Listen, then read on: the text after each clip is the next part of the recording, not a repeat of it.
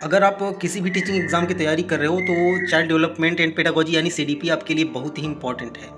इसमें से अच्छे और तगड़े नंबर आते हैं और आज हम इसी का एक चैप्टर लेंगे जो अक्सर थोड़ा कन्फ्यूज़न पैदा कर देता है, जैसे कि उसे बोलते हैं ग्रोथ और डेवलपमेंट।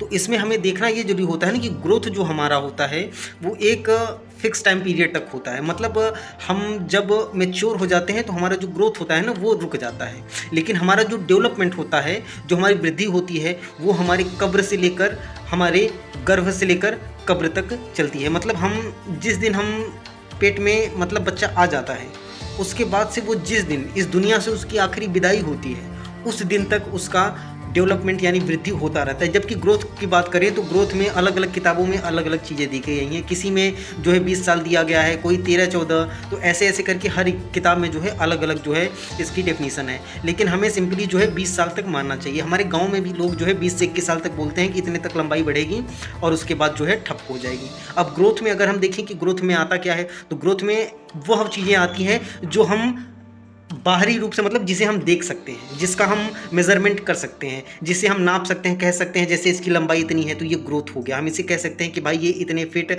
इतने इंच का है, उसकी मोटाई, उसका वेट, हम इन चीज़ों को मेज़र कर सकते हैं, तो ये हमारे ग्रोथ के अंतर्गत आते हैं।